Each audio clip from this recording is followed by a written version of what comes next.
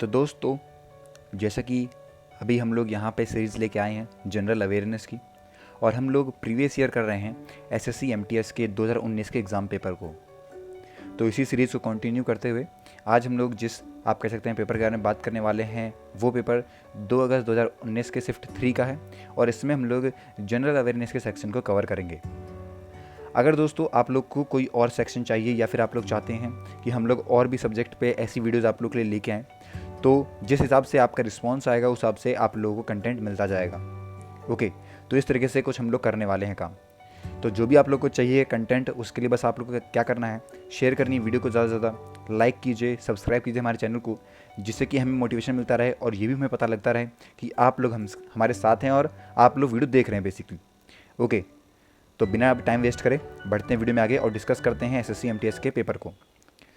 सबसे पहला दोस्तों जो सवाल आया था वो ये आया था कि इन 4 ऑप्शंस में से कौन सा ऐसा टेनिस प्लेयर है जिसने सबसे ज़्यादा ग्रैंड स्लैम टूर्नामेंट के टाइटल्स जीते हैं, और यहाँ बात चल रही है 2019 तक की। मैं बता दूं दोस्तों कि जो राइट ऑप्शन है वो तो आप लोग को दिख रहा है कि सेरेना विलियम है, लेकिन ये इंपॉर्टेंट नहीं है। इंपॉर्टेंट ये भी है दोस्तों कि आखिर उन्हें कितने अवार्ड मिले हुए हैं, मतलब कि उन्हें जो टाइटल है कितनी बार मिला है। तो अगर हम लोग बात करें सेरेना विलियम के बारे में, तो इन्हें ग्रैंड स्लैम टोटल यहाँ पे 23 बार मिला है। ऐसी राफेल नडाल हैं जिन्हें 21 बार मिला है, स्टीफी ग्राफ हैं जिन्हें यहाँ पे 22 बार, और आपके रेजर फेडरर हैं इन्हें यहाँ पे 20 बार मिला है। जो ग्रैंड स्लैम टूर्नामेंट होता है दोस्तों, ये 4 आप कह सकते हैं टेनिस के टूर्नामेंट हैं, उनका आप कह सकते हैं मिला के बनाया जाता है। तो पहला टूर्नामेंट होता है Australian open, French open, Wilmington और यूएस ओपन। ये चारों को मिला के आपका ग्रैंड स्लैम टूर्नामेंट बनता है, और इन चारों में ही जिसने सबसे ज़्यादा आप कह सकते हैं अवार्ड जीते होते हैं, उन्हें फिर आप कह सकते हैं ये अवार्ड दिया जाता है। ओके, अब ये हर साल होते रहते हैं और इस हिसाब से इनको आप कह सकते हैं रैंकिंग जो है बदलती रहती है धीरे धीरे करके। पर 2019 तक की बताऊं तो सबसे ज़्यादा जो यहाँ पे आप कह सकते हैं टूर्नामेंट जीते थे, वो जीते थे सेरेना विलियम ने। अगला दोस्तों सवाल आता है कि जो बुक है a brief history of time, ये किसने लिखी थी। 4 ऑप्शन आपके पास दिए हैं, और राइट ऑप्शन है दोस्तों स्टीफन हॉकिंग ने। मैं बता दूं दोस्तों, ये जो आप कह सकते हैं बुक है, इसको यहाँ पे पहली बार पब्लिश करा गया था 1988 के अंदर। ओके, और ये जो पूरी बुक है ये दोस्तों कॉस्मोलॉजी के बारे में है कि किस तरीके से हमारा जो टाइम है स्पेस के साथ चलता है। ये बहुत आप कह सकते हैं इंटरेस्टिंग बुक हमें देखने को मिलती है। अगर हम बात करें स्टीफन हॉकिंग की और भी बुक्स हैं जो कि आप लोग के लिए इंपॉर्टेंट है, जैसे कि brief answers to the big question, the grand design, the theory of everything. ये चारों ही बुक जो हैं वो स्टीफन हॉकिंग के द्वारा लिखी गई हैं। ओके, अगला दोस्तों बात करते हैं कि अन्ना रजम मल्होत्रा, ये जो आप कह सकते हैं इनका देहांत हुआ था 2018 में, ये कौन थी या फिर आप कह सकते हैं कि क्या थी। पहली बात दोस्तों जो राइट ऑप्शन है वो ये है कि ये पहली फीमेल इंडियन आईएएस ऑफिसर थी। ओके, ये दोस्तों 1951 के बैच की आईएएस ऑफिसर थी और इन्हें पद्म भूषण अवार्ड भी मिला हुआ है। अगर दोस्तों आगे हम लोग बढ़ते हैं और अपना अगला सवाल देखते हैं, तो ये है आपका इनकरेक्टली मैच्ड वाला क्वेश्चन, जहाँ पे आप लोग को 4 में से एक क्वेश्चन दिया रहता है जो कि इनकरेक्टली मैच्ड रहता है, मतलब कि जो सही तरीके से मिले हुए नहीं रहते हैं। ओके, तो राइट ऑप्शन दोस्तों इसमें है कि तवा गुजरात में नहीं है। तवा जो है ये आप कह सकते हैं मध्य प्रदेश में है, ये एक पूरे तरीके से रिजर्वोयर है। ओके, और ये बना है तवा रिवर पर। अगर हम लोग कोरबा के बारे में बात करें तो कोरबा सही है, छत्तीसगढ़ में ही है, लेकिन कोरबा को हम लोग हसदेव बांगो डैम के नाम से जानते हैं और ये हसदेव रिवर पर बना हुआ है। अगर हम लोग नागार्जुन सागर के बारे में बात करें तो ये दोस्तों कृष्णा रिवर बना हुआ है और आंध्र प्रदेश में है। और फ़र्क का जो दोस्तों है ये आपको बता दूं सही है, वेस्ट बंगाल में ही है और ये गंगा रिवर पे बना हुआ है। ओके, तो ये सारी बातें हैं जो कि आपको इस क्वेश्चन से रिलेटेड पता होनी चाहिए। अगले सवाल बढ़ें तो दोस्तों रिजर्व बैंक ऑफ इंडिया ने आप कह सकते हैं अभी ट्रांजिट बिजनेस नहीं करा है कौन से आप कह सकते हैं स्टेट में। ओके, मैं बता दूं दोस्तों कि जो राइट ऑप्शन है वो आपका जम्मू एंड कश्मीर में। ये तब का सवाल था। ओके, अब आपको बता दूं जम्मू एंड कश्मीर के बारे में बातें, तो समर में वहाँ पे कैपिटल श्रीनगर होती है, विंटर में जम्मू होती है। अगर लेफ्टिनेंट गवर्नर की बात करें तो इस टाइम पे मनोज सिन्हा है। हम लोग दोस्तों बात करें अगर रिजर्व बैंक ऑफ इंडिया की, तो वहाँ के गवर्नर हैं शक्तिकांत दास। ये सारी बातें आपको पता होनी चाहिए।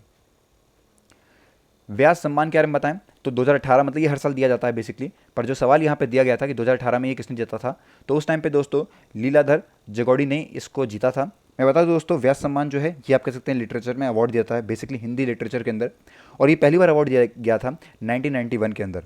एनुअली ये अवार्ड जो है वो दिया जाता है के बिरला फाउंडेशन के द्वारा, और इसमें कैश पे आउट रहता है जो कि लगभग 4 लाख रुपए का होता है।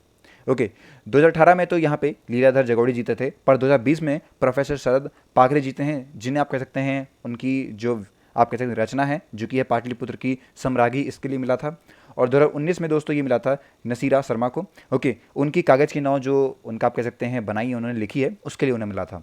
अगर हम लोग बात करें लीलाधर जगोड़ी के बारे में, तो उन्हें यह अवार्ड मिला था उनकी जितने लोग उतने प्रेम, जो उन्होंने यहाँ पे पोएम लिखी थी उसके लिए। ओके, आगे बढ़ते हैं दोस्तों। ये बोला गया है यहाँ पे कि इनमें से कौन सा रिट जो है वो प्रोवाइड करवाता है पर्सन को रेमेडी, जो भी वो यहाँ पे अनलॉफुली करता है प्रिजन के अंदर उसको। तो हेबस कॉर्पस जो है वो इसका राइट ऑप्शन है कि जो उसको रेमेडी दिलवाता है, मतलब कि जो उसके लिए बनाया गया है बेसिकली रिट। ओके, अगले सवाल बढ़ते हैं दोस्तों। अगला सवाल आता है कि इन चारों ही ऑप्शंस में से कौन सा इनकरेक्टली मैच्ड है। ये आपको ध्यान देना है कि इनकरेक्टली लिखा हुआ है। राइट ऑप्शन दोस्तों है यहाँ पे जो चिचिन इट्जा है, ये ब्राज़ील में नहीं है, चिचिन इट्जा आपका मैक्सिको में है। और ये सभी जो हैं ये काफ़ी आप कह सकते हैं फेमस आर्किटेक्चर हैं और बहुत अच्छे यहाँ देखने को मिलते हैं हमें। ओके, आप लोग देख भी सकते हैं इन्हें, नेट वगैरह पे आप लोग को डायरेक्टली दिख जाएंगे। ये काफ़ी जो फेमस आर्किटेक्चर हैं ये हमें देखने को मिलते हैं। अगला दोस्तों क्वेश्चन 9 के बारे में बात करें तो दरगाह पूछी गई है शेख ख्वाजी कुतुबुद्दीन बख्तियार खाकी की कहाँ पे लोकेटेड है। तो दोस्तों ये दिल्ली में लोकेटेड है। अगला सवाल पूछा गया है कि कौन सा आप कह सकते हैं इनमें से 4 ऑप्शन है जो कि कंट्री के वाइस प्रेसिडेंट 2 बार बन चुके हैं। तो राइट ऑप्शन है दोस्तों सर्वपल्ली राधाकृष्ण बने हैं। पर एक और बात है दोस्तों, ये हमारे सेकंड प्रेसिडेंट थे इंडिया के, जो कि 1962 से 1967 तक रहे थे। और 2 बार जब ये वाइस प्रेसिडेंट बने थे तब जो इनका टाइम पीरियड था वो 1952 से लेके 1962 तक था। और उसके बाद फिर ये प्रेसिडेंट बन गए इंडिया के, और सेकंड प्रेसिडेंट थे, ये भी आपको याद रखना है। दोस्तों अगला सवाल आता है कि किश्तवाड़ नेशनल पार्क कहाँ पे लोकेटेड है। तो जम्मू एंड कश्मीर में लोकेटेड है। ओके, अगली बात करें दोस्तों यहाँ पे कि कौन सा आप कह सकते हैं इनमें से प्रेसिडेंट ऑफ कांग्रेस रहा था बेलगांव समिट कांग्रेस में 1924 के अंदर। तो MK गांधी जो हैं वो इस टाइम पे प्रेसिडेंट थे कांग्रेस के जब ये समिट हुई थी। यहाँ पे बोला गया है दोस्तों कि इनमें से 4 ऑप्शन है और जो करेक्टली पेयर है उसके बारे में पूछा गया है। तो दोस्तों सही जो ऑप्शन है वो आपका सलीम है, जो कि तमिलनाडु में हमें देखने को मिलता है।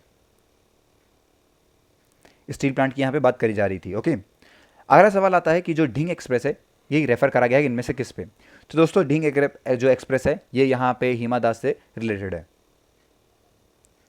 अगली बात करें तो बोला गया है कि इनमें से कौन सा आप कह सकते हैं फंडामेंटल राइट नहीं है। तो दोस्तों राइट टू प्रॉपर्टी यहाँ पे था, उसको फिर हटा दिया गया और इन चारों ही ऑप्शंस में से राइट टू प्रॉपर्टी जो है ये आप कह सकते हैं फंडामेंटल राइट नहीं है।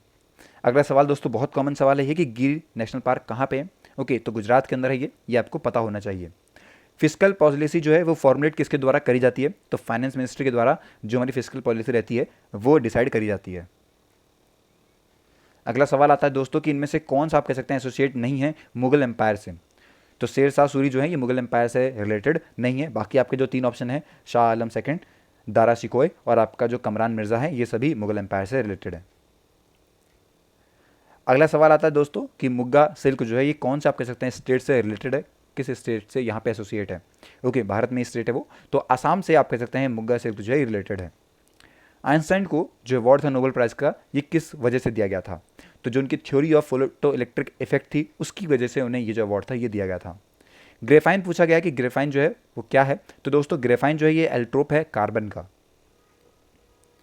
अगला सवाल दोस्तों आता है कि इनमें से कौन सा जो डिजीज़ है ये वायरस के द्वारा होता है। ओके, तो जो रुबेला है दोस्तों ये वायरस की वजह से होता है। कुंभ मेला कहाँ पे नहीं होता है। 4 ऑप्शन है आपके पास। तो पुरी में आपका कुंभ मेला नहीं होता है, बाकी इलाहाबाद, उज्जैन, हरिद्वार आपको इन जगहों पे देखने को मिलता है कुंभ मेला। 24 क्वेश्चन नंबर दोस्तों ये बोल रहा है कि इनमें से कौन सा जो ऑप्शन है ये आप कह सकते हैं सबसे ज़्यादा रिचेस्ट है विटामिन सी के लिए। तो जो आंवला है दोस्तों उसमें बहुत ज़्यादा विटामिन सी देखने को मिलता है। ओके, तो आंवला अगर आप लोग यूज़ करते हैं तो जो विटामिन सी की कमी है आपकी बॉडी में वो नहीं होगी। अगला दोस्तों सवाल आता है कि ये जो 4 ऑप्शन दिए हैं इनमें से कौन सा जो रेफरेंस है वो इंडियन डांस के फॉर्म का फाउंड किया था, मतलब मिलता है हमें। तो जो हमारा नृत्य शास्त्र है वहाँ पे आप लोग को जो आप कह सकते हैं जितने भी रेफरेंस हमारे इंडियन डांस के वो देखने को मिलते हैं। मतलब एक तरीके से जो जगह है जहाँ पे हमें बुक है एक तरीके की, जहाँ से हमें जो भी सोर्स मिलता है वो मिलता है हमारे जो इंडियन डांस के फॉर्म है इस पर। ओके दोस्तों, तो यही थी पूरी वीडियो। आई होप कि आपको समझ में आ गया होगा कि आखिर किस तरीके के सवाल जो हैं वो देखने को मिलते हैं। दोस्तों जैसे हमारी ये सीरीज कंप्लीट हो जाएगी उसके बाद मैं एक वीडियो बनाऊंगा जहां पे आपको मैं फुल्ली एनालिसिस करके दिखाऊंगा कि आखिर किस तरीके से आप कह सकते हैं एसएससी एमटीएस में जो क्वेश्चंस हैं ये आते हैं। अभी कमेंट सेक्शन में आप ये भी बता सकते हैं हमें कि आपको अगला कोई एग्जाम अगर आप लोग का आ रहा है तो उसमें अगर आपको वीडियो चाहिए तो वो भी आप हमें बता सकते हैं। ओके दोस्तों, मिलते हैं नेक्स्ट वीडियो में, तब तक के लिए have a nice day and take care.